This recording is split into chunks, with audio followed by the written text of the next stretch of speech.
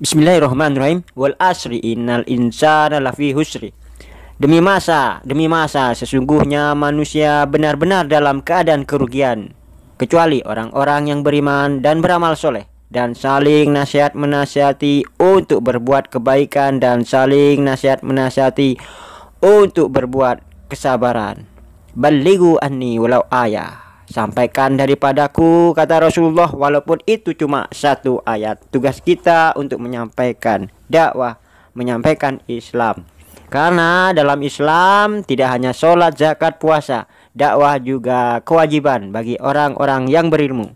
Sampaikan daripadaku, kata Rasulullah, walau itu cuma satu ayat. Semoga video debat ini bisa bermanfaat bagi orang-orang Islam. Bagaimana cara kita berdebat? Kami mohon maaf bila ada kata-kata dari non-muslim yang tidak enak didengar, kata-kata kasar, mohon maaf ya, dimaafkan. Mereka itu tidak tahu, karena mereka tidak tahu, mereka berusaha untuk berkata jujur. Seperti itu ya, kita maafkan aja. Anggap saja kita berada di periode Mekah, di mana periode Mekah Rasulullah tidak menghukum orang-orang non-muslim yang menghina dirinya. Rasulullah membalas kejahatan mereka dengan kebaikan, membalas hinaan mereka dengan kebaikan. Itulah Rasulullah. Jadi saya mohon maaf bila ada kata-kata kasar dalam video ini. Mohon maaf bila ada kesamaan suara, karena suara yang asli sudah kami edit, sudah kami rubah, sehingga suara yang asli sudah tidak ada. Jadi ini sudah menjadi suara samaran ya, bukan suara yang asli. Karena suara yang asli sudah kami ubah, sudah kami edit. Video ini enaknya didengar. Anggap saja HP sampean itu radio, mas. Jadi video ini gak usah dilihat, ditaruh aja HP sampean. Anggap aja radio itu didengarkan aja. Jadi bisa didengarkan sambil kerja, duduk-duduk, tidur-tidur, dan sebagainya. Semoga bermanfaat video ini. Mari kita tonton video debat Islam Kristen. Semoga bermanfaat. Ya, kalian tidak paham, malah ngatain saya tidak paham. Tulisan Elohim itu diterjemahkan jadi Allah, diterjemahkan jadi God. Apa ni? Ia melakukan lebih banyak lagi persundalannya sambil teringat kepada masa mudanya, waktu ia bersundal di tanah Mesir. Ia birahi kepada kawan-kawannya bersundal yang auratnya seperti aurat keledai dan zak Allah. Apalah punya bahasa ni, betul-betul kita lucah ni. Kamu bilang Islam hobi baca skill, hobi jabul. Ya, sebenarnya jabul itu boleh, asal nikah dulu. Kamu harus mikirlah, kitab suci ada ayat-ayat seperti itu. Itu menikah atau memang cabul atau berzina itu? Coba jelaskan ke aku. Ya, skill itu. Itu selingkuh atau berzina atau menikah? Kitab-kitab ayat-ayat cabul seperti di kitab suci kamu. Coba terangkan ke aku. Kamu harus mikir, ini jalan yang lurus atau ini jalan yang gelap. Ya. Coba terangkan. Bener apa enggak? Secara akal aja tuh. Ayat-ayat berzina, selingkuh atau berzina, itu benar enggak menurut agama kamu? Itu di Ten Commandment, berzina itu haram. Ini ya skill apa tidak bertentangan dengan Ten Commandment yang berkata dilarang berzina? Ayo mikir-mikir. Kitab suci kamu itu benar-benar suci atau sebaliknya? Coba terangkan kamu ke aku. Kata aku yang bercinta, yang di skill itu siapa? Coba terangkan ke aku. Yang bercinta, bercinta dengan suami orang, dengan istri orang itu siapa di kitab kamu itu? Ya, coba terangkan ke aku. Aku ini siapa yang bercinta dengan istri orang itu? Coba terangkan ke aku. Biar kamu paham, biar kamu mikir. Coba jelaskan ke aku. Kalau kamu bisa menjawab, kalau kamu memang ahli kitab. Lah itu kan lagi menunjukkan pelacuran. Menunjukkan pelacurannya tanpa nikah. Orang itu ada kutuknya kok. Kamu gimana sih? Kamu baca enggak? Itu Yeskel itu menceritakan itu cabul itu pelacuran yang dilakukan oleh Oholiba dan Oholiab itu simbol dari Samaria dan Yerusalem. Itu nanti ada kutukannya. Yeskel 23 itu ayat 1 sampai 49. Nanti di ayat belakang-belakang itu ada kutukannya, kutukan yang mengerikan. Wah, katakan kutukannya seperti apa? Coba katakan. Kami mau belajar ke kamu, biar kamu tambah pandai. Biar kamu tambah pandai jadi penginjil. Iya, Allah itu Maha Esa, Allah itu Maha Esa. Tapi bagaimana kutukan Allah terhadap orang yang berzina? Seperti apa kutukan Allah? Oke, aku bicara sama orang Kristen, tapi orang Kristen yang lain boleh jawab di sini, gak apa-apa. Adanya Adonai, adanya Elohim, adanya Hashem, adanya Yahweh, adanya Theos, adanya Kyrios. Cari Allah nggak ada di Torah sama Injil.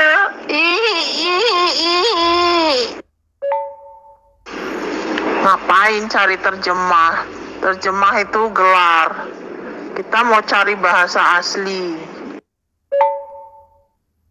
Oke, kamu bilang cari Allah di Torah sama Injil, kata Allah gak ada, kata kamu ya. Sampai Sabtu, sampai hari, sampai lari maraton 100 meter gak ada kata Allah ya. Nah, saya balik kamu saya balik, saya kasih pertanyaan. Kamu cari sampai Sabtu, lari 100 meter, mana di Alkitabmu yang berkata aku Yesus adalah Allah, aku Yesus adalah Yahweh, maka sembahlah aku Yesus, maka sembahlah aku Yahweh. Mana dalilnya? Sampai kamu lari maraton 100 meter gak ada bos ya, gak ada bos. Ya pasti ada lah. Dari Elohim diterjemahkan kan jadi Allah. Ya pasti ada orang terjemahan kok. Itu kan Allah kan terjemahan dari Elohim, makanya ada di LAI. Kalau kamu gak ikhlas, lapor ke pendeta, bilang ke LAI, aku gak ikhlas gitu. Yahweh ditulis Allah, aku gak ikhlas, lapor, segera ganti aja dah ya. Apa kamu yang memang gak ngerti? Adanya tuh Elohim diterjemahkan jadi Allah. Adanya Elohim diterjemahkan jadi Allah. Adanya Elohim diterjemahkan jadi Allah. Adanya Elohim di tulisan Ibrani diterjemahkan LAI jadi Allah. Adanya Elohim tulisan Ibrani diterjemahkan LAI jadi Allah. Adanya Elohim di tulisan Ibrani diterjemahkan LAI jadi Allah. Saya baca di Wikipedia ya, arti Elohim itu Tuhan, arti Elohim itu Tuhan, arti Elohim itu Tuhan. Kalau Yahweh itu Maha Suci, kalau Yahweh itu Maha Suci, sama aja. Elohim diterjemahkan jadi Allah. Elohim diterjemahkan jadi Allah. Elohim itu gelar. Allah itu gelar. Elohim itu title. Allah itu title. Elohim itu gelar. Allah itu gelar. Elohim itu sebutan. Allah itu sebutan. Elohim itu sebutan. Allah itu sebutan. YHWH itu nama. YHWH itu nama. Elohim itu sebutan. Allah itu sebutan. YHWH itu nama. Elohim itu sebutan. Allah itu sebutan. YHWH itu nama. Oke, kamu benar sudah ya. Oke, benar. Bagaimana Yahweh mengutuk orang berzina. Gimana bunyinya ayatnya? Katanya kamu orang berzina dikutuk. Bagaimana bunyi kutukannya? Ya, itu kan penelitian. Kalau penelitian kan harus dilakukan. Apa memang benar Allah ada di kitab Ibrani? Apa emang benar Allah itu ada di kitab Yunani? Ternyata nggak ada. Saudara-saudaraku yang di dalam kebingungan, yang di dalam pemaksaan sesuatu fakta di mana diambil melalui Bibles dan Bible itu begitu. Sekali lagi aku katakan, Bible dan Bibles itu adalah kutak-katiknya Paulus bersama dengan murid-muridnya begitu. Ya, dikutak-katik oleh si Paulus seolah-olah perkataan di dalam Bible dan Bibles itu benar dan dari Injil. Padahal lebih kepada kutak-katik si Paulus itu tadi, ya. Tetapi kebanyakan dari orang-orang yang bingung dan memaksakan fakta-fakta di dalam Bible atau Bibles itu tidak sedar dan tidak pernah sedar, ya. Firman saja diorang jadikan Tuhan, Roh Kudus saja mereka jadikan Tuhan. Kemungkinan si Paulus pun itu mereka sedang jadikan Tuhan sekarang ini begitu, ya. Itulah yang kejelasannya. Perhatikan saja begitu. Maka itu aku sarankan kepada saudara-saudaraku yang di dalam kebingungan, yang di dalam pemaksaan sesuatu fakta, di mana pemaksaan dan fakta-fakta itu diambil daripada Bible dan Bibles itu. Ayolah kembali kepada peraturan dan syariat-syariat. Sesungguhnya di dalam peraturan dan syariat-syariat itu ada tanda-tanda kebenaran bagi orang-orang yang ingin kembali kepada sedar di atas sedar. Ya, begitulah. Begitulah hendaknya. Ya. Ini bos, sudahlah, jangan caplok-caplok tahu aja. Sama Yahudi, Trinitas itu tidak diakui, Trinitas itu tidak disembah, ya. Kalau di Taurat ya, Mesias itu punya bangsa yang besar, Mesias itu punya negara yang besar, seperti itu Mesias itu tidak disembah. Kamu nafsir Taurat seperti apa? Nabi-nabi di Taurat itu ya, tidak pernah cerita Allah itu jadi manusia. Tidak ada, Allah itu Maha Esa, Allah itu Maha Esa. Abraham, Musa, Raja Daud, Salomo tidak pernah berkata Allah itu jadi manusia, gak ada. Nubuat seperti itu gak ada. Allah Maha Esa, Allah tidak bisa dilihat, ya. Itu di perjanjian baru juga ada, Allah tidak bisa dilihat. Yesus berkata apa? Allah tidak bisa dilihat, dan suaranya pun kamu tidak bisa mendengar. Itu kata Yesus. Kamu mau percaya Yesus apa percaya sama Paulus? Yesus berkata, kamu tidak bisa melihat wajah Allah. Suaranya pun kamu tidak bisa mendengarnya. Kamu tidak bisa melihat Allah. Suaranya pun kamu tidak bisa mendengarnya. Bagaimana? Kamu mau percaya sama Yesus atau mau percaya sama Paulus? Kamu ini ngomong apa? Macam aku Trinitas saja. Kamu tak buang di kali nanti. Oke, ternyata kamu baca dalil yang itu. Oke, nanti aku bacakan dalil yang sangat bodoh dari itu, ya. Kamu bilang itu yang berzina dikutuk, ya. Dirampok, habis itu dibunuh, ya, dilempari batu, ya. Itu hukum Taurat, ya. Nah, ngapain Paulus bilang menghapus hukum Taurat? Pezina itu, ya, kalau saya baca di Taurat, pezina itu hukumnya dibunuh, ya. Orang homo itu dibunuh. Nah, ngapain Paulus menghapus hukum bunuh bagi pembunuh, hukum bunuh bagi pezina? Bukankah sudah tertulis darah dibalas darah, nyawa dibalas nyawa? Seperti itu, gimana? Bertentangan enggak firman Allah dengan perkataan Paulus?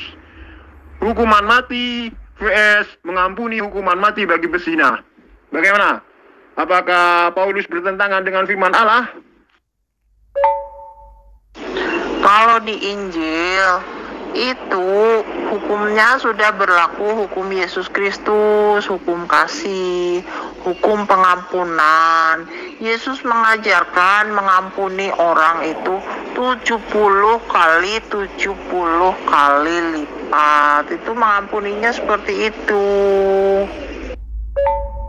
Nah, katanya kamu ikut Taurat. Taurat kan itu Yahudi. Yahudi itu tidak mengakui Yesus sebagai Tuhan. Ya, itu bukan Tuhan. Yesus, Mesias itu ya punya kerajaan yang besar ya.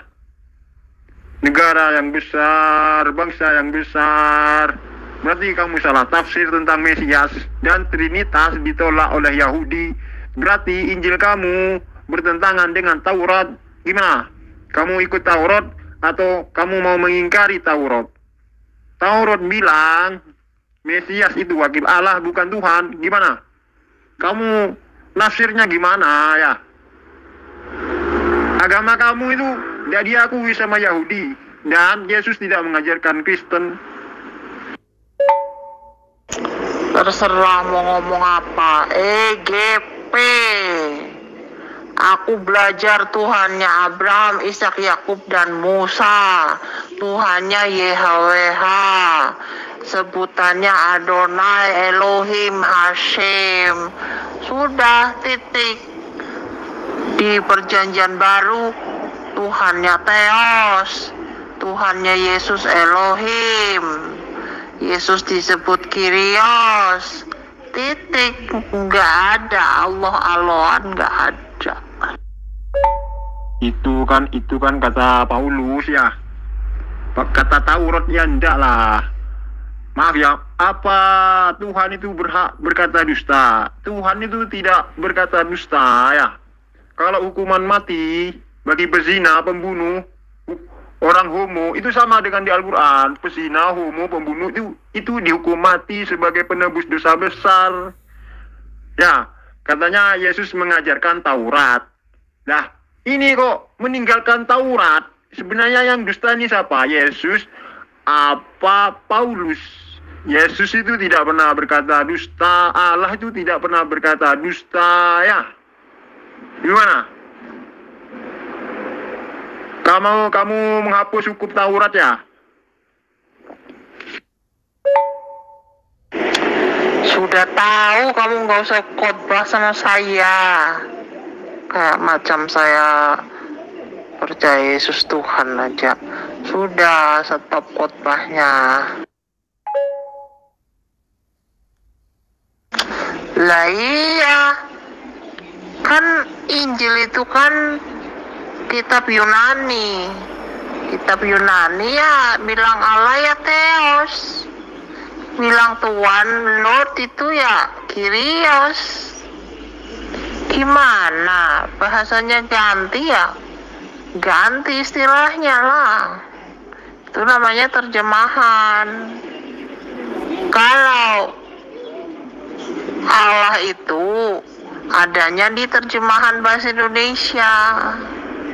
Kalau bahasa asli Ibrani dan Yunani nggak ada Allah. Allah tidak dikenal. Dari dulu, sekarang, sampai selama-lamanya tidak dikenal di dalam Torah Ibrani, di dalam Injil Yunani. Allah tidak ada. Oke, kamu akan kuberi pertanyaan baru. Ini Alkitab Perjanjian Baru tahun 1970. 2 Korintus 12:16. Apakah benar ini perkataan Paulus? Apakah benar ini perkataan Paulus? Tetapi dalam kelicikanku telah menjerat kamu dengan tipu daya. Tetapi dalam kelicikanku aku telah menjerat kamu dengan tipu daya. Tetapi dalam kelicikanku aku telah menjerat kamu dengan tipu daya. Tetapi dalam kelicikanku aku telah menjerat kamu dengan tipu daya. Tetapi dalam kelicikanku aku telah menjerat kamu dengan tipu daya. Ini lagi. Aku tangkap kamu dalam muslihat. Aku tangkap kamu dalam muslihat. Aku tangkap kamu dalam muslihat. Apa benar ini perkataan Paulus? Aku tangkap kamu dalam muslihat. Aku tangkap kamu dalam muslihat. Aku tangkap kamu dalam muslihat. Itulah aku katakan, mereka-mereka yang di dalam kebingungan, yang di dalam pemaksaan sesuatu fakta itu, ya, sedikit demi sedikit mereka akan menuhankan Paulus yang memperdaya umatnya begitu. Maka itu aku sarankan saudara-saudaraku yang di dalam kebingungan, yang di dalam pemaksaan sesuatu fakta di mana di Bible dan di Biblis itu sendiri, ya, untuk kembali kepada peraturan dan syariat-syariat secara perlahan-lahan, ya, jangan terkejut-kejut. Kembalilah kepada peraturan dan syariat-syariat. Sesungguhnya di dalam peraturan dan syariat-syariat itu ada tanda-tanda kebenaran bagi manusia yang ingin kembali kepada sedar di atas sedar, begitu, ya.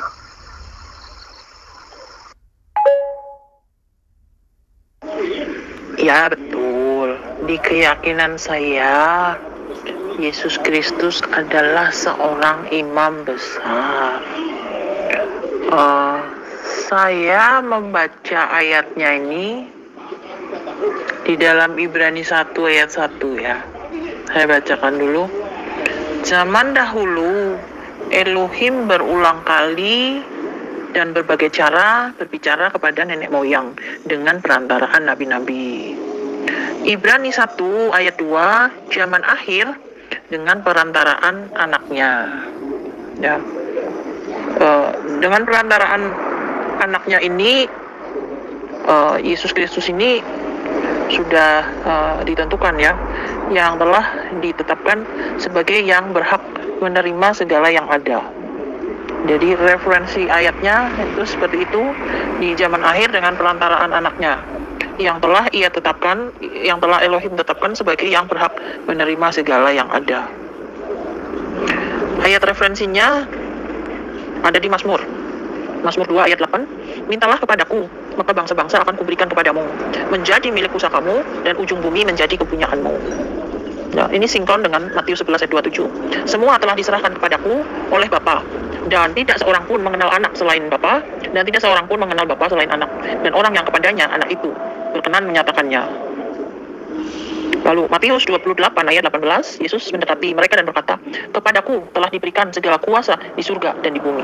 Jadi kepada Yesus telah diberikan segala kuasa di surga dan di bumi. Di dalam Matius 28 ayat 18 dikatakan demikian. Karena apa?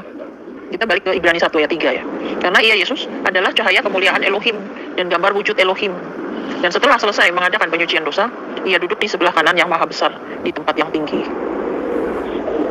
Untuk penyucian dosa ini, ayat referensinya ada di Titus 2 ayat 14. Juru selamat kita, Yesus Kristus, yang telah menyerahkan dirinya bagi kita, menyerahkan dirinya ya. Jadi Yesus yang menyerahkan dirinya bagi kita untuk membebaskan kita dari kejahatan dan untuk menguduskan bagi dirinya suatu umat kepunyaannya sendiri yang rajin berbuat baik. Jadi Yesus itu juru selamat kami ya. Yesus Kristus itu telah menyerahkan dirinya bagi kami untuk membebaskan kami dari kejahatan dan untuk menguduskan suatu umat kepunyaannya sendiri ya, bagi dirinya Yesus. Jadi kami ini umat-umat kepunyaan Yesus, dan Yesus ingin menguduskan suatu umat kepunyaannya sendiri itu bagi diri Yesus. Jadi Yesus menguduskan kami bagi dirinya.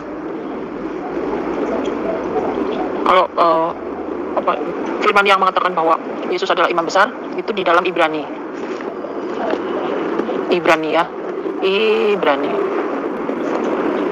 Dan saya buka.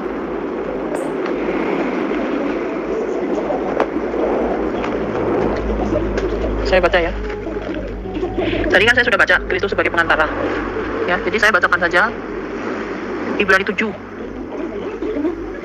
ayat 25 ya, saya baca dulu. Karena itu ia sanggup juga menyelamatkan dengan sempurna semua orang yang oleh dia datang kepada Elohim, sebab ia hidup senantiasa untuk menjadi pengantara mereka. Lalu ayat yang ke-26 Ibrani 7, sebab imam besar yang demikianlah yang kita perlukan. Jadi imam besar seperti Yesus itu yang kita perlukan, yaitu yang saleh, tanpa salah, tanpa noda, yang terpisah dari orang-orang berdosa. Jadi Yesus itu terpisah dari orang-orang berdosa. Yesus itu tidak mencemarkan dirinya dengan berbagai dosa. Yesus terpisah dari orang-orang berdosa. Walaupun dia setiap hari bergaul dengan orang-orang berdosa, tetapi Yesus tidak berdosa ya. Makanya Yesus tidak mengenal wanita, Yesus pun tidak menikah ya. Jadi Yesus tidak pernah bermain seks seperti yang orang-orang muslim katakan ya. Yesus tidak berdosa, terpisah dari dosa, dan lebih tinggi daripada tingkat-tingkat surga. Jadi imam besar yang demikian ini lebih tinggi daripada tingkat-tingkat surga, yang tidak seperti imam-imam besar lain yang setiap hari harus mempersembahkan kurban untuk dosanya sendiri, dan sesudah itu barulah untuk dosa umatnya. Itu imam-imam di zaman Nabi Musa itu seperti itu. Imam-imam itu setiap hari mempersembahkan kurban untuk dosanya imam itu sendiri, dan sesudah itu barulah untuk dosa umat-umatnya. Sebab hal itu telah dilakukannya satu kali untuk selama-lamanya. Jadi Yesus sudah mengorbankan dirinya sendiri. Tadi ayatnya ya sudah saya baca. Titus 2 ayat 14, Juru Selamat kita Yesus Kristus telah menyerahkan dirinya bagi kita untuk membebaskan kita dari kejahatan dan untuk menguduskan bagi dirinya suatu umat kepunyaannya sendiri yang rajin berbuat baik. Jadi ini saya kembali ke Ibrani lagi, pasal 7 ayat 27, yang tidak seperti imam-imam besar lain yang setiap hari harus mempersembahkan kurban untuk dosanya sendiri, dan sesudah itu barulah untuk dosa umatnya. Sebab hal itu telah dilakukannya satu kali untuk selama-lamanya ketika ia mempersembahkan dirinya sendiri sebagai kurban. Jadi Yesus sebagai imam besar, dia mempersembahkan dirinya sendiri sebagai kurban. Jadi yang mempersembahkan bukan bapaknya ya, tapi dirinya sendiri, mempersembahkan dirinya sendiri sebagai kurban. Sebab hukum Taurat menetapkan orang-orang yang diliputi kelemahan menjadi imam besar. Tetapi sumpah yang diucapkan kemudian daripada hukum Taurat menetapkan anak yang telah menjadi sempurna sampai selama-lamanya. Nah, ini kalau mau melihat imam besar perjanjian baru, kita baca lagi Ibrani pasal 8. Nanti next VN ya. Oke, kamu lompat dari pertanyaanku. Oke, gak apa-apa, kamu gak bisa jawab pertanyaanku. Oke, nanti belajar lagi ya. Nanti kalau punya jawaban, langsung sanggah saya ya, langsung teks saya. Ya, kamu berkata, nubuat imam besar. Maaf ya. Imam besar. Terus di dalil yang satunya tertulis, mempunyai negara, mempunyai bangsa ya. Maaf ya. Imam besar itu jamaahnya banyak ya. Maaf, murid Yesus berapa? 12 atau 1000? Murid Paulus berapa? Berapa? Sedikit atau banyak? Nah, ini di dalil di sebelah itu. Dia mempunyai negara, bangsa. Siapa yang mempunyai negara, bangsa ya? Salomo. Itu imam besar. Rakyatnya banyak ya. Punya negara. Raja Daud, imam besar. Rakyatnya banyak, umatnya banyak, punya negara besar. Muhammad, rakyatnya banyak, punya bangsa. Nah, maaf. Kalau Yesus itu muridnya berapa? Imam besar, 12 atau 1000? Ya, kalau menurut saya itu imam besar itu ya nubuat untuk Muhammad ya. Karena punya negara. Muhammad itu punya negara yang besar. Ya, diteruskan oleh sahabatnya sehingga ia berkuasa sekitar 1300 tahun. Sukses, maju, jaya, makmur ya. Sampai-sampai gak ada yang mau menerima zakat, gak ada. Ya, seperti itu kejayaan Islam dulu. 1300 tahun diteruskan oleh sahabat. Menguasai 2/3 dunia.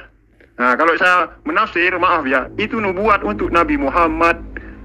Mempunyai bangsa, negara, maaf. Apa Yesus punya bangsa, negara? Seperti itu. Maaf, siapa? Perdana Menterinya siapa? Tentaranya siapa? Wilayahnya dari mana sampai mana? Itu masuk akal nggak? Bisa nggak kamu masuk akal nggak? Punya mata uang nggak?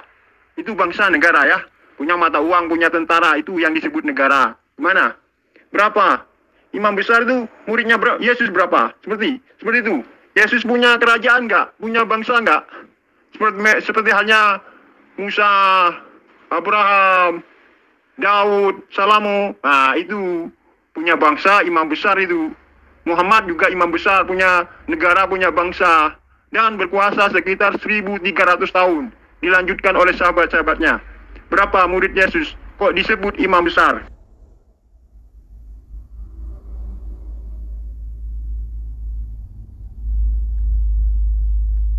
Kamu harus bersyukur ketemu aku ya. Saya beri pertanyaan yang sulit. Dan bisakah guru kamu, pendeta-pendeta kamu mengajarkan, menjelaskan perihal ini? Coba, kamu harus bersyukur. Kamu nanti jadi orang pintar kalau bisa jawab ya. Seperti itu, kebenaran itu mesti ada. Kebenaran itu mesti ada jawabannya. Tidak bertentangan dengan ayat yang ini, tidak bertentangan dengan ayat yang itu. Itu kebenarannya. Kebenaran itu satu ya.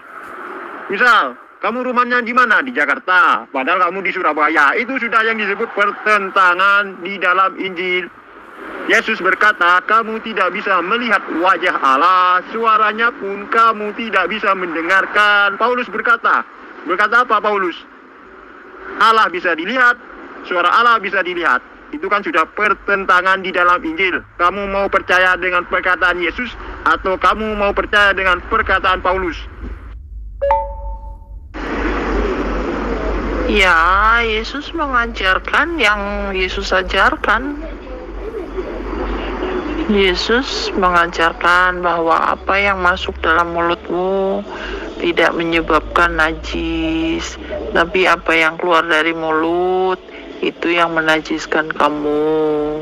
Mengajar doa Bapa kami di Matius pasal 6 ayat 9. Terus Yesus juga kan pernah menyanyi. Nah, itu memuji Elohim. Yesus juga mengajar supaya kita berdoa kepada Bapa di surga. Yesus Kristus juga mengajarkan perjamuan suci yang tidak diajarkan di dalam Islam. Yesus mengajarkan perjamuan suci pada saat malam perjamuan, waktu Yesus akan diserahkan kepada tentara Romawi. Itu yang diajarkan Yesus. Jadikanlah segala bangsa muridku. Yesus mengajar itu, suruh menjadikan segala bangsa murid-murid Yesus. Jadi pergilah ke seluruh bumi, ke ujung-ujung bumi untuk menjadikan seluruh bangsa itu murid-murid Yesus. Ya. Jadi perintahnya Yesus seperti itu, suruh mencintai musuh. Sejak Yesus mengajar, maka hukum Taurat yang ada 10 hukum itu disederhanakan menjadi 2 hukum. Yang hukum pertama sampai keempat, jangan ada padaku ilah lain di hadapanku. Jangan membuat patung di hadapanku. Jangan menyebut namaku dengan sembarangan. Kuduskanlah hari Sabat. Maka ini 4 hukum ini disederhanakan menjadi kasihilah YHWH Elohim, kasihilah YHWH Elohim dengan segenap hatimu, dengan segenap akal budimu, dengan segenap jiwamu. Hukum kasih yang kedua adalah kasihilah sesamamu manusia seperti kamu mengasihi dirimu sendiri. Nah, ini penyederhanaan dari 10 hukum Taurat yang ditulis oleh jari Elohim sendiri di 2 loh batu. Tapi hukum kasih ini dari 2 loh batu disederhanakan menjadi 2 hukum kasih. Kasih kepada pencipta, kasih kepada sesama. Ini dituliskan pada loh-loh hati manusia. Itu ajaran Yesus seperti itu. Nah, Injil ini kan berita keselamatan. Itulah Injil. Makanya pada saat ini kitab Injil belum ditulis, Yesus juga mengabarkan Injil. Lalu kan ada pertanyaan, Injil yang mana? Injil yaitu ya perkataan Yesus itu, Injil itu. Perkataan Yesus adalah berita gembira, berita kesukaan tentang kerajaan surga, yaitu yang dinamakan Injil itu. Oke Mas Bro ya, kamu cerdas. Coba kamu baca Ibraninya seperti apa, bahasa Ibraninya seperti apa. Mungkin nanti ada yang dikurangi atau ditambah-tambah. Bisa nggak kamu bacakan bahasa Ibraninya? Kamu ya kalau kamu nggak bisa bahasa Ibrani, bahasa Inggrisnya aja bacakan ya, bahasa Inggrisnya bacakan. Sama ndak yang di Indonesia dengan yang di Inggris ya? Nanti saya translate itu ya. Apa bahasa Inggrisnya? Coba kamu lihat Bible Amerika dah. Coba nanti kita belajar bersama ya. Namanya orang belajar ya, kita harus belajar di sini ya. Coba sebutkan itu bahasa Inggrisnya. Oke, Yesus mengajarkan bernyanyi ya. Coba teks liriknya bernyanyi seperti apa ya. Nyanyi itu harus sesuai dengan perkataan Yesus ya. Ayo coba nyanyinya kayak apa. Yang kedua ya, maaf ya, Yesus itu katanya mengajarkan kasih ya. Maaf ya, Belanda itu sama Romawi itu menjajah apa benar? Menjajah apa enggak dia itu? Belanda, Inggris, agamanya apa? Maaf, bagaimana itu pendapat kamu? Katanya agama kasih, harus pemaaf ya. Pemaaf berapa kali itu? Banyak kan ya? Maaf. Apakah mereka menjajah itu Belanda itu? Negara-negara yang menjajah siapa? Maaf, Romawi menjajah ya? Coba nyanyi ayat-ayat yang dalam Hizkiel tuh, yang lucu-lucu tuh. Coba dinyanyikan. Tapi kenapa ya bos, mereka panggil Alkitab? Alkitab itu sebenarnya bahasa Arab yang setahu saya, bukan bahasa Hebrew, bukan bahasa Yunani, tapi mereka ambil juga perkataan tuh Alkitab. Perkataan Allah mereka ambil, perkataan kitab mereka ambil, perkataan Rasul mereka ambil, semuanya nak ciplak dari Al-Quran. Bos, boleh tanya bos? Boleh tanya sikit? And they had faith hold on her virginity. Maknanya mereka memegang-megang dada keperawanannya. And poured out their word upon her. Maknanya dan mencurahkan persundalan mereka kepadanya. Ini dari Tuhan ke Tuhan? Hanya biar tidak hoak, kita tanya ke dia yang Kristen ya. Mereka kan ahli kitab. Nanti kalau kita yang nafsir dikira kita hoak ya. Coba tanya ke dia aja, Ustaz. Tuhan Kristiannya kabur kabeh Tuhan. Ya ni saya baca. Apa ni lagi teruk? Whose nakedness ni macam bugil lah kan. Whose nakedness was like a nakedness of a donkey. Maknanya aurat mereka tu macam donkey keldai. And her penis like a horse. Dan zakar dia macam kuda. Aduh, ni dari Tuhan ke ni? Atau ni buku Playboy? Ada Ustaz lagi yang lebih lucu dari itu. Tertulis, ya intinya seperti ini. Aku cari itu dari kemarin gak nemu. Tertulis, mari kita bercinta ketika suamimu pergi. Mengadu kasih. Terus gimana tuh? Aduh, gak tahu itu. Aku ini siapa gak tahu. Makanya aku mau tanya ke dia. Aku ini siapa ya? Kamu tidak faham tentang Tuhan kami itu. Tuhan kami itu maha besar tapi maha kecil. Dia maha kuasa tapi tidak maha kuasa juga. Dia maha hidup tapi maha mati juga. Dia maha mencipta susu gitu loh, tapi dia menyusu gitu loh. Tuhan kami itu, dia itu Tuhan tapi manusia juga. Kamu gimana sih? Kamu tidak paham sama Tuhan kami itu? Kamu bingung kan? Jadi Tuhan kamu itu, dia menciptakan pisau, tapi pisau menyunatnya juga. Nah, mendengar ayat tuh, saya pernah mendengar. Tapi, tak tahulah. Itulah yang saya bilang, buku Playboy barangkali. Minta terangkan sikit, saya tak ada Bible memang saya tak ada. Tapi, yang saya baca di sini, one who has his genital cut off may not enter the congregation of the Lord. Maknanya lebih kurang siapa yang tak bersunat tu tak boleh masuk jemaah Tuhan. Jadi apa maksudnya tu? Saya juga tidak tahu. Tuhan saya itu lemah saat diam di rahimnya si Maria. Waktu baru lahir juga lemah dia, dibantu oleh manusia dia. Dikasih mandi, dikasih makan, semua kebutuhan dikasih manusia. Tapi dia maha kuasa.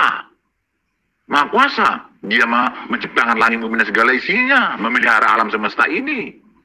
Jadi saya bingung juga, kok dia bisa maha tahu, tapi dia tidak maha tahu. Waktu dia di rahimnya ibunya, waktu dia baru lahir tidak tahu apa-apa dia. Tapi dia paling tahu apa?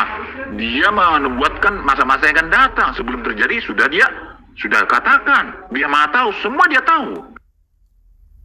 Iya, saya sudah berkata berapa kali, ribuan kali sudah saya katakan.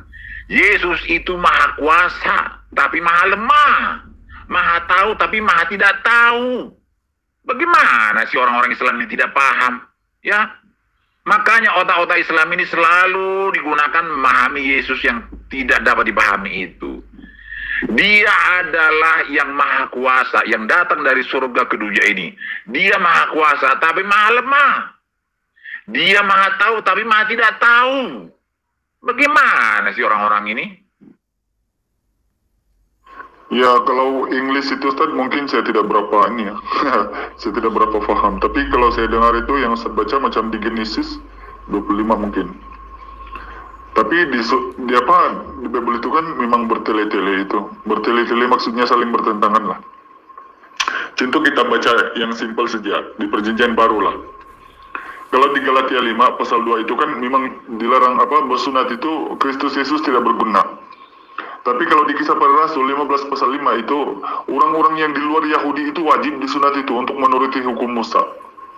Jadi inilah kesaksian Paulus ini yang memang sangat bertentangan dengan apa yang dia mau, apa yang dia tuliskan dengan apa yang dibuat.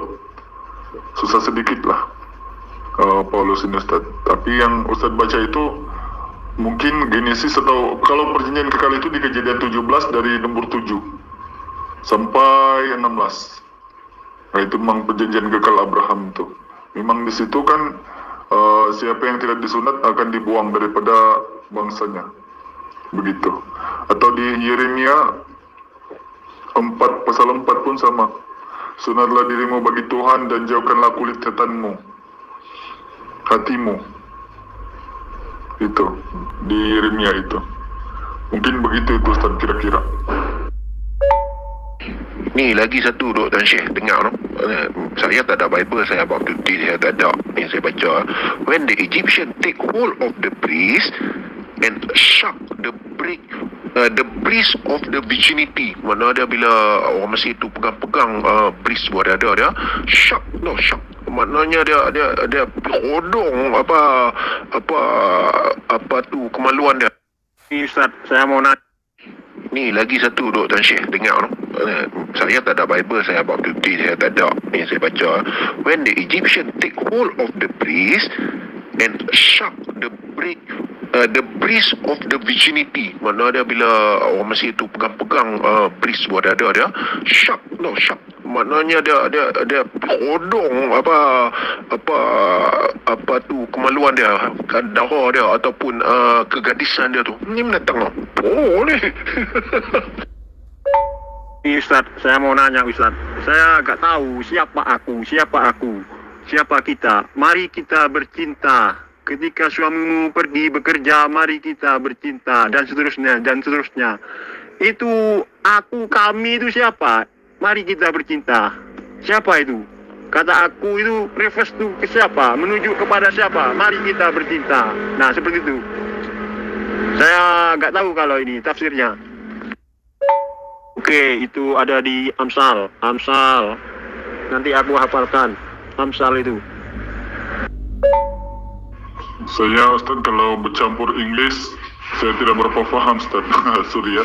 Tapi kalau di kejadian yang kamu baca itu di Genesis itu kisah Yakub. Kalau tidak salah di situ Yakub itu kan bergumul dengan Allah itu. Sebelum nanti dia sampai di satu tempat yaitu Israel yang dimana tanah itu diberkati Tuhan. Dan di sini daripada Yakub di sini nanti menetap dia memperanakan 13. Kalau Islam Yakub ini, Nabi Yakub ini kan ada 12 saja anak daripada anaknya sampai daripada siapa sampai Binyamin itu kan. Kalau Bible ini ada satu anak perempuan itu 13 anak Yakub. Sorry Ustaz, kalau orang putih ini English ini saya tidak berapa faham ya, sebab saya selalu membaca apa yang terjemahan kan. Sebab di Bible yang saya pernah pegang dulu pun terjemahan semua. Jadi kalau bercampur dengan English saya tidak tahu perikopnya di mana, sebab itu dia ada perikop tuh. Dia ada ayat ini untuk mana, ayat situ untuk mana begitu. Abang, bagaimana ini abang? Saya tadi itu mau VN panjang tapi saya lihat kamu sudah VN itu sudah jadi abang. Abang, itu Tuhan kamu itu masih roh atau sudah Allah abang? Coba abang kamu jelaskan dulu abang. Waduh, aku tidak marah. Itu hanya stiker, lagi duduk-duduk aja. Dalam Bible itu abang, ribuan ayat itu Tuhan kamu itu dipanggil Tuhan Allah itu abang, bukan Tuhan roh abang. Kalau di situ Tuhan roh, itu pengajaran Yesus supaya orang percaya bahwa Tuhan itu tidak kelihatan abang. Nah, jadi bukan artinya nama Tuhan itu roh abang, bukan. Itu supaya orang tidak boleh melihat dia abang, tidak boleh nampak Tuhan itu abang. Sebab Yesus ini adalah perumpamaan supaya orang mengenal Tuhan abang. Sebab Tuhan itu tidak kelihatan abang. Seperti yang menampakkan diri kepada Musa itu bukan bersuara langsung abang, itu bukan. Itu hanya bayangan-bayangan Musa. Allah itu menyerupai seperti api abang. Dari semak duri abang, dari belukar itu abang. Sekarang apakah abang masih percaya bahwa nama Tuhan kamu itu roh abang? Kalau Tuhan kamu roh, maka Yesus itu pasti berkata begini di Yohanes bab 20 ayat 17 itu. Jangan sentuh aku, jangan pegang aku. Sebab aku belum pergi kepada rohku dan rohmu. Rohku dan rohmu. Nah, kan begitu. Tapi di situ yang dikatakan Yesus Tuhanku dan Tuhanmu, Allahku dan Allahmu abang. Begitu abang. Apa kaitannya abang? Saya tanya, Tuhanmu namanya Roh atau Allah abang? Allah Bapa abang? Iya, jadi konteksnya apa nih abang? Pertanyaannya yang jelas. Satu pertanyaan aja tentang Nabi Musa. Jangan ngalur ngidul. Satu konteks dulu, nanti kita ke konteks-konteks yang lainnya. Pertanyaan satu aja dulu. Ya, Old Testament Perjanjian Lama itu Genesis 19 dari 33-38.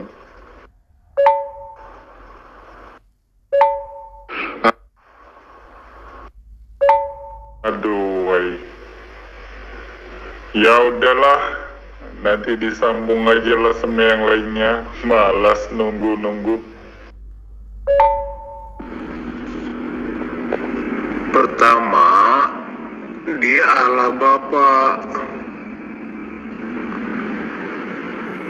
Tuhan semesta alam. Ini ayatnya.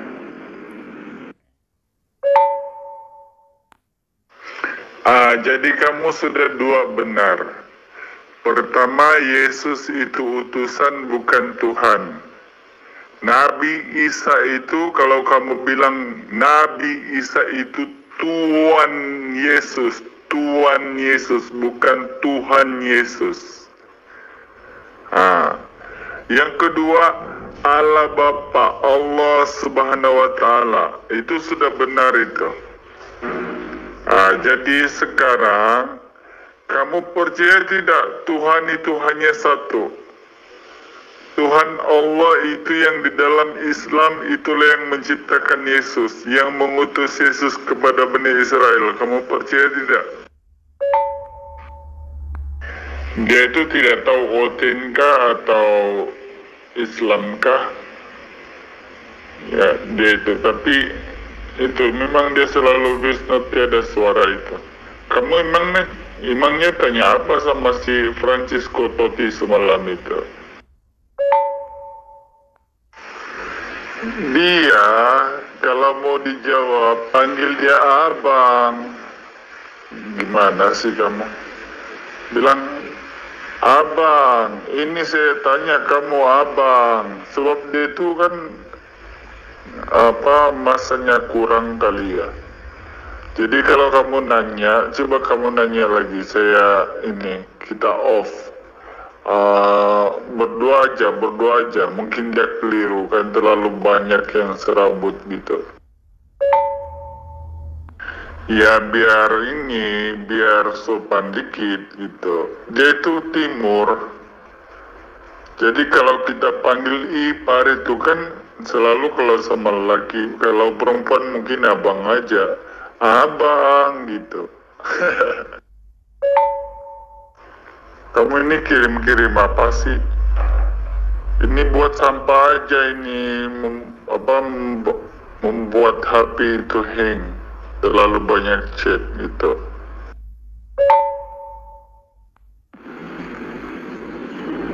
Iya. Pertama kan di Al-Quran pun ada tentang kisah Nabi Isa. Itu Tuhan Yesus. Benar dia utusan. Dia utusan. Dia bukan Allah. Lalu seperti yang sudah kita bahas kemarin, Nabi Isa itu dia belum bisa mengemban tugas perutusannya,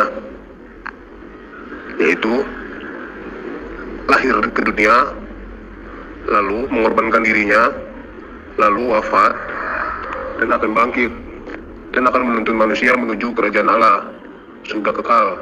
Akhirnya, Tuhan Yesus sama orang-orang percaya akan hidup kekal. Itu yang dijanjikannya. Tapi karena Nabi Isa tidak bisa, Tuhan Yesus, jangan bisa, itu kan kalian. Tuhan Yesus dia tidak bisa mengemban tugas itu. Lalu dia meminta kepada Bapa. Meminta kepada Bapa itu ada di Yohanes pasal 14 ayat 15 sampai 17. Dia meminta, Tuhan Yesus meminta kepada Bapa seorang penolong yang lain, yang akan bersama-sama dengan kamu selamanya. Kamu itu adalah para murid selama-lamanya. Siapa roh seorang penolong yang lain itu? Itu adalah roh kebenaran. Siapa roh kebenaran itu? Itu adalah roh yang disaksikan oleh Yohanes pada Yohanes 1 pasal 32 sampai 34. Atau apa mau saya kasih lihat dalilnya? Nah, itu kalau di kitab Matius, Roh Kudus turun ke atas Tuhan Yesus dalam rupa burung merpati. Sebenarnya Roh Kudus itu adalah roh yang dilihat oleh Yohanes itu, menurut kesaksian Yohanes. Kenapa kok berupa burung merpati? Karena roh itu harus selalu ditinggikan. Nabi Isa pun meninggikan dia, Tuhan Yesus pun meninggikan dia. Hanya di dalam Injil kami, Tuhan Yesus bilangnya aku dan Bapa adalah satu. Seharusnya Tuhan Yesus bilang dia, roh itu, dia dan Bapa adalah satu. Kenapa Tuhan Yesus bilang aku dan Bapa satu? Karena waktu itu Tuhan Yesus masih memegang tugas putusan itu. Dia masih memegang tampuk tugas putusan itu. Dia dan Bapa adalah satu. Itu kalau dia terus melaksanakan tugas itu. Tapi kenyataannya kan Tuhan Yesus kan meminta seorang penolong yang lain. Yang kamu bilang seorang, kamu hanya melihat orangnya saja, seorang wujud manusia, orang biasa. Kalau seorang itu kan bisa abang, bisa saya, bisa si Rusdi, bisa Bapak Abu Amir, bisa siapa saja. Tapi ada seorang, terus seorang penolong. Nah, seorang penolongnya itu akan hidup selama-lamanya. Sama murid itu. Siapa si penolong itu? Bukan si seorang ya, si penolong itu. Itu adalah roh kebenaran yang saya bilang tadi pada kitab Yohanes, roh yang disaksikan oleh Yohanes. Kalau di Matius, Roh Kudus turun dalam rupa burung merpati. Roh Kudus itu harus selalu ditinggikan. Wujudnya apa yang selalu tinggi? Burung merpati. Siapa yang ingin menjatuhkan roh itu akan berhadapan dengan murid-muridnya, dengan malaikat Mikael. Kalau roh itu berbuat salah, nggak mungkin, karena dia selalu belajar Alkitab. Tapi kalau dia berbuat benar, ada yang mengganggu dia, bahkan menjatuhkan dia, bisa digorok lehernya. Begitu abang. Tuhan Yesus tidak disalib, tapi roh itu yang disalib. Siapa roh itu? Allah, Tuhan semesta alam yang diminta oleh Tuhan Yesus. Begitu. Maksud Anda apa? Itu kan falsafahnya bangsa Indonesia. Soekarno dia percaya adanya Tuhan yang esa. Dia percaya bahwa Nabi Isa itu Tuhan. Nabi Isa itu Tuhan yang ada di dunia, bukan di surga. Dia selalu ada di dunia. Titisannya pun ada di Iran itu, atau di Israel, atau bisa ada di mana saja. Pusatnya di Iran itu. Itu adalah Tuhan Isa, Nabi Isa, dan dia tidak pernah di surga. Tapi walaupun dia ada di bumi, dia bisa hidup di atas bumi seperti di dalam surga. Karena dia apa? Karena dia selalu melakukan kehendak Bapa. Bapaknya siapa? Ya, roh yang turun ke dunia itu. Roh yang turun ke dunia itu sudah menjadi Bapa. Nah, berarti Allah yang dulu pernah ada lalu turun ke dia. Allahnya itu fiksi, karena sudah berubah menjadi roh. Allahnya itu apa? Firman. Satu Allah, tiga diri. Allah itu adalah firman, atau sang sabda. Firman Allah yang selalu ada di Alkitab, dari kitab Kejadian sampai zaman Injil. Satu firman, tiga diri. Pertama Tuhan semesta alam, lalu putranya Tuhan Yesus, atau kalian bilang Nabi Isa. Menjadi tiga ketika Nabi Isa meminta seorang penolong yang lain. Akhirnya roh kebenaran itu, roh kudus itu turun ke atas bumi. Tahta yang diduduki oleh Tuhan semesta alam itu waktu di surga itu kembali menjadi firman. Nah, lalu Tuhan itu sendiri menjadi roh kudus itu. Maksud abang apa nih bawa ketuhanan yang di Pancasila? Saya mau ngomong secara jujur, tapi nanti saya dibilangnya berasumsi tentang Tuhan yang di Pancasila. Ngomong apa enggak ya? Baik abang, kamu bilang kamu sudah percaya Yesus itu diutus oleh Tuhan. Dia bukan Tuhan itu sendiri abang, dia adalah Tuhan Yesus abang, bukan Tuhan Yesus abang. Sesuai dengan you call me teacher in Lord. Kau menyapa aku guru dan rabi, kau menyapa aku guru dan junjungan, kau menyapa aku guru dan Tuhan. Yang tiba-tiba 2020 menjadi Tuhan. Nah, kan gitu. Tapi begini abang, kita fokus kepada roh, abang, itu roh itu yang berupa burung merpati pada umumnya itu memang benar abang, itu datang dari Allah. Tapi Allah itu bukan itu abang, itu adalah diutus oleh Allah, juga yang keluar daripada Allah itu roh untuk memberkati Yesus di Sungai Yordan. Alhamdulillah. Nanti kamu boleh baca itu Yohanes 1:18 itu abang, itu sama juga. Itu kan ketika Yesus dibaptis, maka ketika itu langit terbelah dan kedengaranlah suara dari langit berseru, inilah anakku yang kukasihi, kepadanya lah aku berkenan. Begitu abang ya. Tetapi perwujudan Tuhan abang, itu Tuhan Allah di dua raja-raja itu tidak boleh dimuat oleh susuk manapun di muka bumi abang. Jadi itu adalah utusan Allah sebagai roh itu untuk memberkati Yesus. Kalau dalam Islam itu mengangkat Yesus menjadi rasul abang, karena disitulah bermulanya pelayanan Yesus. Kalau dalam Kristen pelayanan, kalau dalam Islam disitulah bermulanya dia diangkat menjadi nabi. Begitu abang. Pada masa pertama kali Allah menurunkan wahyu dan mengangkat seseorang itu menjadi nabi, di situ pasti ada dalilnya abang, yang minimal orang ketahui. Nah kalau dia bilang seorang itu abang, dan abang bilang seperti anda, seperti saya, tidak abang. Orang yang dibuatkan oleh para nabi ini orang-orang pilihan abang, tentu saja mereka orang yang baik. Apa yang kebaikan mereka abang? Karena mengajarkan yang sesuai dengan ajaran Yesus abang, ya. Nah kalau Paulus bukan abang, itu jauh sekali. Kalau Paulus saya boleh bantai itu abang dengan dalil Bible abang. Tapi sekarang abang, ketika dia mengatakan seorang dan tiba-tiba itu menjadi roh kebenaran, maka untuk pengetahuan abang, di Malaysia ada film Bobo Boy, di situ ada Papa Zola, jadi itu kebenaran. Itulah denom-denom yang seakan-akan Trinitas ini memang doktrinnya ini macam membuat otak kita gila abang, kalau tidak berpikir abang.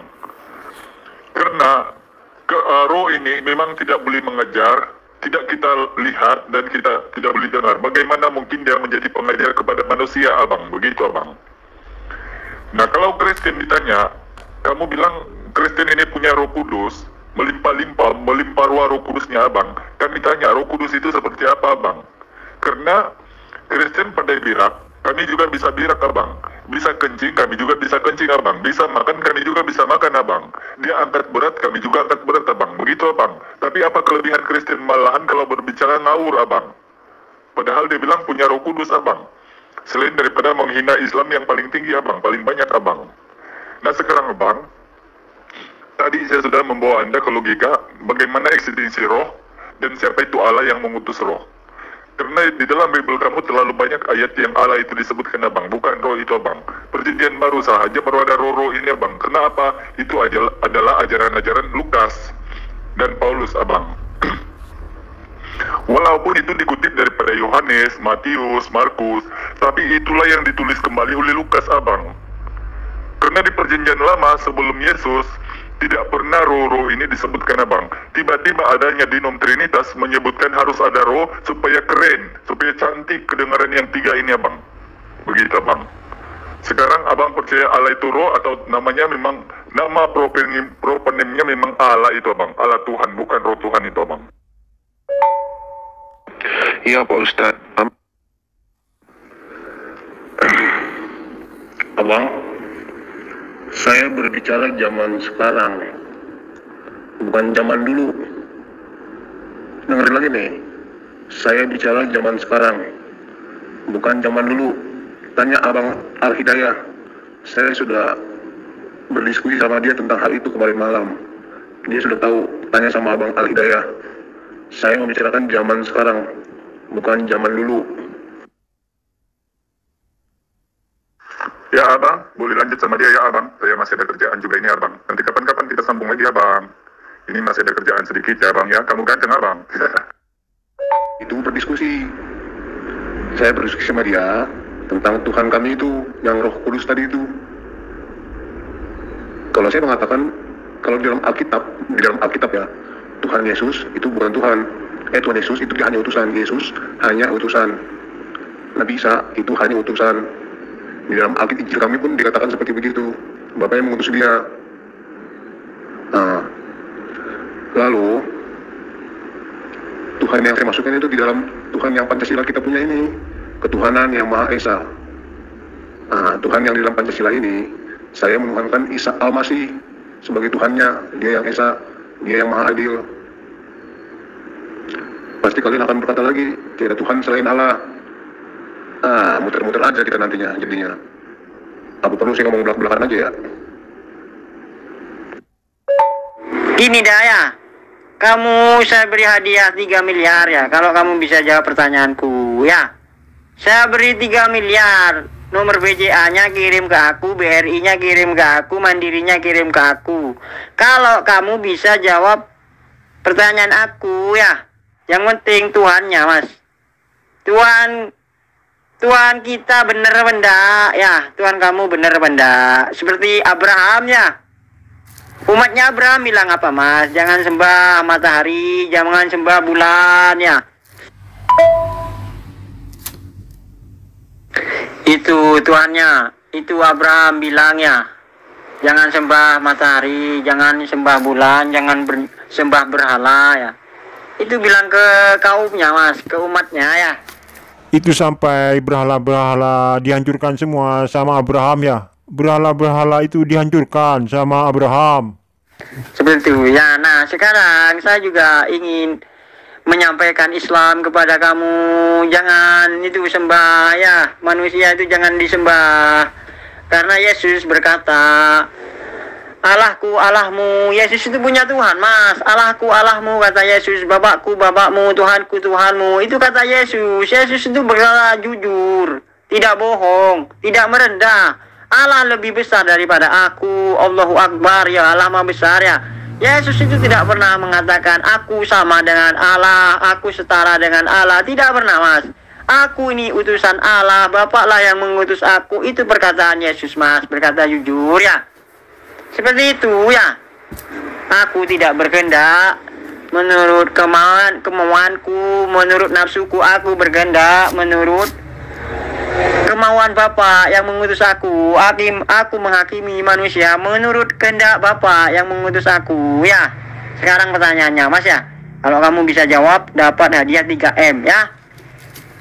Mana dasar dalil di Injil, di Alkitab yang berkata aku Yesus adalah Allah, maka sembahlah aku Yesus. Mana dasar dalil di Alkitab aku Yesus adalah Allah, maka sembahlah aku Yesus. Bisa jawab? Ada dalilnya, aku beri hadiah 3 miliar. Langsung saya transfer mas ya. Oke, debat kita close karena dia kabur, tidak bisa menjawab pertanyaanku yang berbunyi, adakah dalil di dalam Injil yang berkata aku Yesus adalah Allah, aku Yesus adalah Allah, aku Yesus adalah Allah, maka sembahlah aku Yesus, maka sembahlah aku Yesus, maka sembahlah aku Yesus. Mereka bingung, mereka tidak bisa menjawab. Ya seperti itulah. Demikianlah debat Islam Kristen. Semoga kita semua menjadi pandai dan pandai, sehingga kita bisa tahu caranya bagaimana berdebat dengan non-muslim. Bila video ini sangat bermanfaat, maka sebarkanlah, karena pahala yang besar akan terus mengalir hingga kita ada di alam kubur. Terima kasih telah menonton video kami. Jangan lupa klik tombol subscribe bila Anda ingin melihat daftar video-video kami. Kebenaran dari Allah, kesalahan dari saya manusia yang sangat lemah. Wallahu a'lam bishawab.